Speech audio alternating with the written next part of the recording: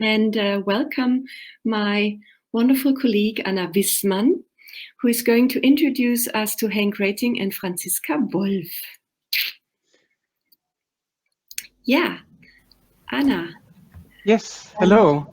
Two wonderful guests here. Welcome, Franziska. Welcome, Henk. Franziska is from the Öko Institute, which doesn't have a English proper translation, but she's head of division environmental law and governance at the Institute of Öko Institute, which is applied ecology. And Henk is a lecturer and researcher in urban food systems, and he is from the IRIS Hogeschool in Almere. Welcome you both, and thanks for being here. Thanks for inviting us. Yes, thank you very much. Anna, what are we going to discuss in our third Impuls dialogue here? So for this third dialogue, we are looking at another way that food is a cross-cutting issue. We've already heard quite a bit in the previous panels about collaborations and alliances and various important actors.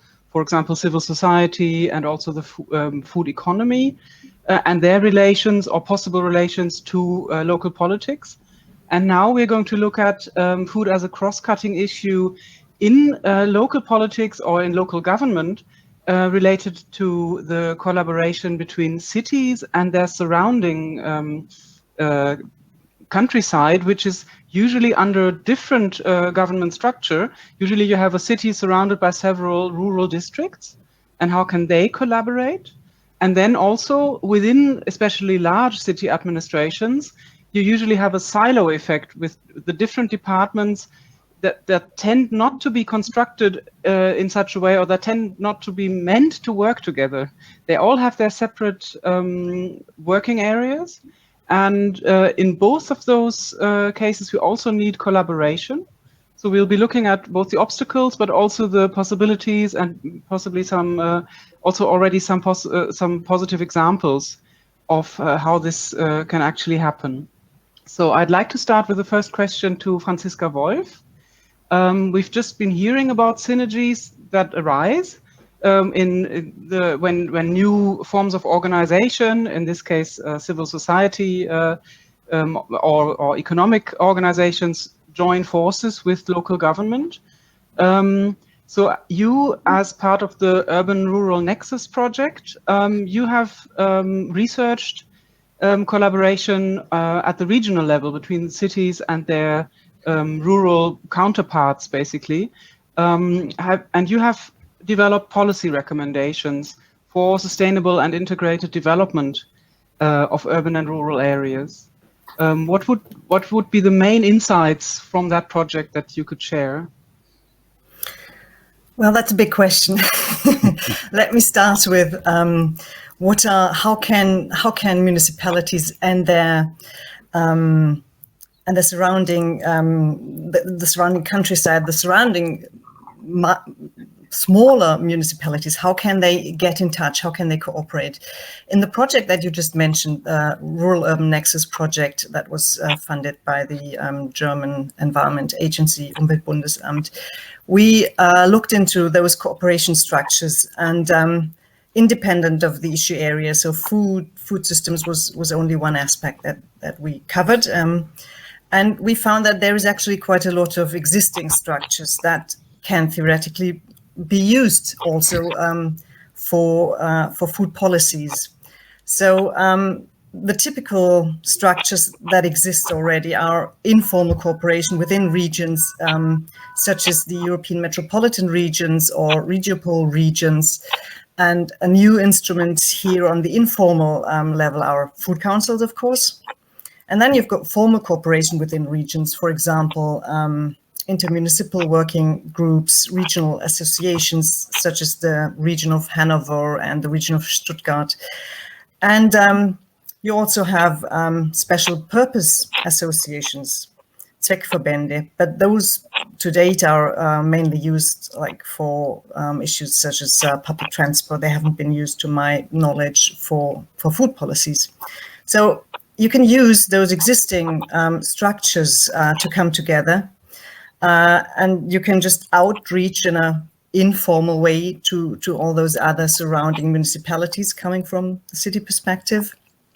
And then I think an important thing is to take stock together, review the status quo, get an overview of what are the production supply structures with regard to food in the region, what are trends, etc. So you need to discuss this regionally and then discuss what is your grasp of the region at all. So what is the spatial definition of the food system? So maybe that as a starter. Thank you. And I would like to also give a first question to Henk. You have been both on the on the research side, on the science side of this question for a long time, but you've also collected practical experience through the Dutch City Deal. Dutch City Deal, Food on the Urban Agenda is the food title, where I think 12 cities in the Netherlands have been working together, and you have been the coordinator there, as well as, I would think, watching what is developing there as a scientist. So I would be curious about your perspective and what you have found in terms of why food and agriculture can be such a powerful linking tool, both in terms of linking between sectors or linking between issue areas, but also, of course, between cities or between cities and their neighboring regions. Yeah, thank you very much, Anna. Yeah, I think that's a very good question, and it's very interesting to look at the experience of the City Deal in that respect. But I would maybe also first want to go back to the more general question of why is it so important that food is a cross-cutting topic? Because I think it's very important to realize that there, to a large extent, is also the key of the transformative power of food. We are facing a crisis of the food system in all kinds of respects, in terms of economic sustainability, environmental sustainability, health sustainability. And one way or another, because of that, food has become connected to all kinds of new policy agendas. Food was previously only something for, well, mostly rural governments and linked to agricultural policy, but now food is also a topic for sustainable development, for climate policy, for health, for social inclusion. And a lot of the dynamics and innovation, I think, has to do with that, because it also means that all kinds of new social and policy actors have entered the arena. People who are not in the same ideas as always, but they bring in lots of creativity. And that's, I think it's important to realize, because it's part of the essence why this is such a strong topic. I want to recall here the late Wayne Roberts, who unfortunately died last year, but he called food a topic of generative action. It's really generating new type of ways in which we can intervene. You asked about the experience of the City Deal. In fact, this has been throughout the City Deal. In the City Deal, from the start, we chose to look at food policy at the city level on the urban agenda, from a number of different topics, different policy areas where we could see that cities were working on that. So there was one group of people working within the City Deal, exchanging experiences on the topic of economic innovation and ecological innovation, and other on the topic of health and social inclusion, food education. And a third one on the topic of regional food systems and links with the countryside through short supply chains. And there we could see that these often are very different communities within cities. So we often had now participations from cities with people from 2 or 3 different departments that previously or normally they would not even work so much together, but through the city deal they became aware and engaged in how these topics are integrated and related within the city administration.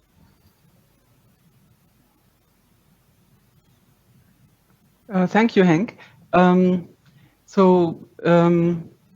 We've basically we're hearing that food is a powerful thing. It's a powerful topic, which both in the positive and in the negative sense, in a way. The current food system plays a huge part in our current problems when it comes to climate, biodiversity, and everything else. So it has a very much a destructive aspect. But again, it can also have this very positive aspect. Also, in the earlier dialogues, we already heard about food culture.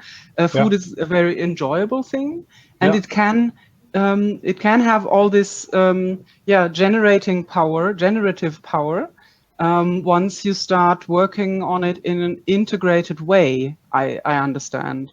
Yeah. I would like to go back to this idea of integration. So in this field of working as if you want to actually engage in food policy as a municipality or as a district government, of course you are very much acting within your legal framework. If you are a small citizens initiative, you're not supposed to do anything illegal, but your regulatory environment is much simpler in a way. Yeah. So I would ask actually both of you, maybe starting with Franziska Wolff, what do you see as the main hindering aspects in that regulatory environment, but also enabling factors? There's a lot of, it depends on what aspect of regional food systems we're talking about. Municipalities and also the state level in Germany, they define different topics to be included in their food strategies. And of course, the legal obstacles and also promoting factors, they depend on the aspect that we're talking. Are we talking about procurement? Are we talking about access to land? Are we talking about planning, etc.? So you have different obstacles. One that has a very practical relevance is really procurement law, because from the perspective of regional food systems, of course, it would be attractive to buy food produced in the region. But in principle, procurement law does not allow for preferential treatment of regional products, because that violates it means that you discriminate against other actors. But luckily, with regard to food, there is a small and kind of indirect means to where you can still that you can use in order to promote the procurement of regional foodstuff. And of course, I'm talking here about German and European procurement law. This is maybe completely different in other regions. So if in a municipality people are thinking about procuring regional food for their schools, for their childcare facilities, etc.,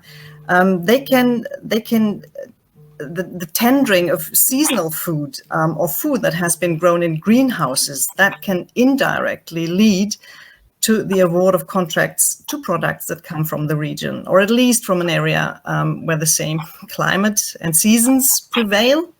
So that might be a bit far off than the region, whatever that is exactly. But it prevents products from other climatic zones with long transport distances to be procured. So they are excluded from the procurement process. And another sort of little trick is that the municipality can specify that contractors must be able to guarantee short-term deliveries of food for unforeseen catering orders from the client, etc.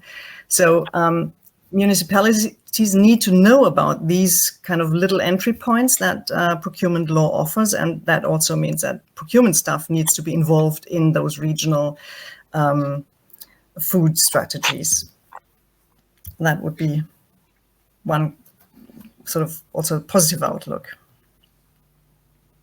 Henk, I have a question with regards to the Dutch city deal. We have, well, the Netherlands is a pretty small country, and we have like 80 different people from cities in Germany in our audience. As with your experience since 2017, what would you recommend German cities how to get started? Because I think it will be rather difficult to start a national deal like you did, like for the Netherlands. But what can cities do, and what bottlenecks do we have? Well, I think there are a number of concrete examples of what cities can do, and which in a way also have resulted from the city deal and exchanges between cities within the city deal. One thing that I think is very important within cities, and maybe something that can be done quite easily, is to make like a kind of a place where people working from different policy areas on food, where they meet frequently, some kind of platform. Well, I think it makes very much sense, and that's something that cities can easily do within their municipal structure to make some kind of frequent meeting place for that. The food policies, even food policy councils, I wanted to say, even though these are, I think, much better developed in Germany than in the Netherlands, but they can, I think, also have this function. They can also be a place of integration from policy actions from different departments within the city. I see much more problems still in, and that has been the biggest challenge for the city deal in my respect, even though in unexpected ways we also made progress there, is how to find ways to link city governments with regional governments, because there, one way or another, I mean, it's true also what Franziska said, there are structures there.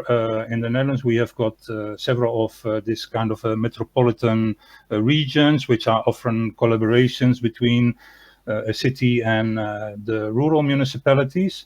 But often well, it's not, I don't want to say often, but it's not always easy to get food there on the agenda, and it's also not always the people who are working in the areas within municipalities on food issues that are at the table in this existing structure. So there is a problem on how you can link that. In the Netherlands, we have the same problem with which I think in Germany would be the Länder, the provinces. The land, federal. Yeah, the federal government. So we've got our provinces, and actually a lot of the responsibilities for the food system traditionally, and also the budgets, they are with provincial governments. And we found out that often the people that are working within provincial policy structures on food and agriculture, they are not very much engaged in all kinds of things related to food system transition. They are much more classic agricultural representative. So one of the things that happened as a kind of sideline within the city deal is that we also made a kind of meeting place which was called Food on the Provincial Agenda, where we brought together people who from different provincial structures are also working on the issues that the cities are working on. So this also has become like a kind of, well, meeting place, incubator, where new kind of actions, especially for support of short supply chains, have come up. If I maybe can still say one thing, one of the very big bottlenecks that I still also see, and Franziska referred also a bit to that, is the whole topic of competences.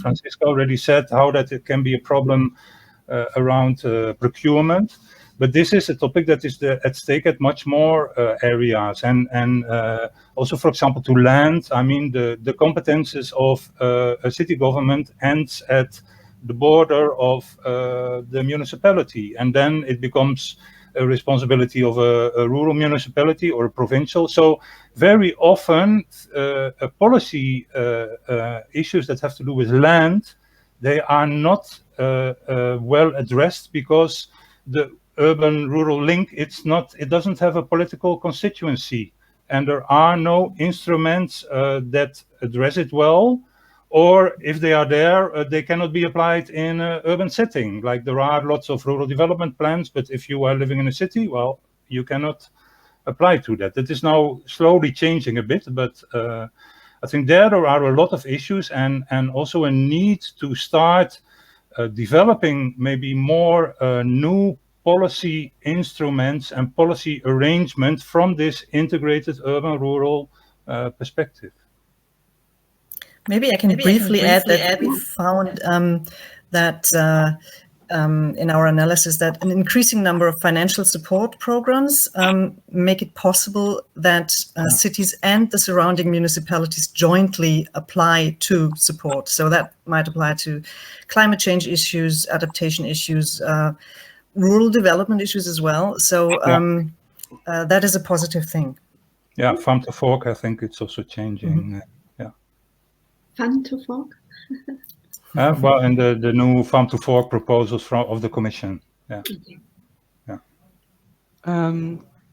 Well, thank you both. We've actually come to the end of our time, but since we're the last of the dialogues in this series, if any of you would like to say, any final thoughts also on what has been talked about before in the first two dialogues, I would just like to give you the floor once more, and then we'll go into our break, I think. Christina? Yeah, I first explain where to find the experts again in one, but I'll do that later. And then we have a coffee break until 11:45. Franziska, Henk, final statement. How would you conclude our discussion?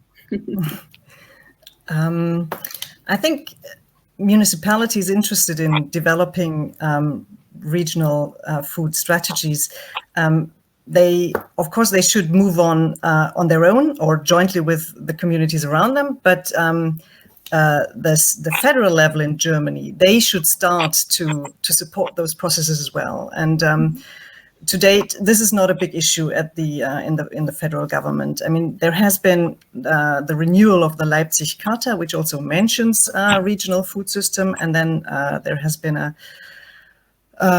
statement by the Staatssekretärsausschuss, Committee of State Secretaries for Sustainable Development, that is also addressing sustainable food systems, but it hasn't got any kind of links to the regional level. So I think there is some homework that the federal government should do, and they should start to support municipalities, build knowledge infrastructures, advice systems, etc. And Henk, do you have a conclusion, or do you have some last hints and tips for municipalities and cities? Yes. Well, I want to support fully what Franziska said, and maybe also bring that still one step further. I mean, we have seen a lot of potential, and that is very much also voiced in these different sessions of the Impuls Dialog. Of potentials, what can be done at the local and regional level, but these levels also, they face limits, and these cannot be resolved only at the local level. That needs interventions also at the regional level and also at the national level, which doesn't mean that they need to make more national arrangement, but give space and think how to support these local processes. And another topic I maybe want to mention, and we in this session, maybe we sometimes have been a bit more technical because it's about governments, but I think this issue of democratization is very much linked to this as well. And there is still a lot of the force. You might also say it in a different way, that maybe food is an important area of politicization, and that you can, well, that is sometimes scary for local governments, but it is also something that has a very strong potential. It's a potential to develop new policy agendas, to engage citizens, engage regional companies, and really come to new policy lines that really have impact on the food system. So thank you very much for you both for being here. Anna, your conclusion, and then we go into the Q&A sessions, 1, 2, 3. Oh, wow. Yeah. I'm very much looking forward to the Q&A session because it's been so rich.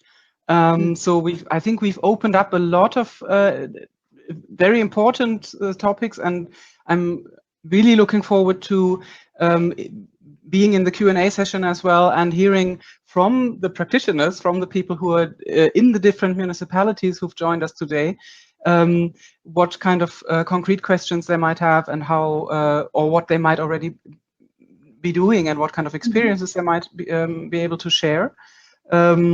And yeah, again, thanks to Henk and Franziska for joining us here, and see you after the coffee break.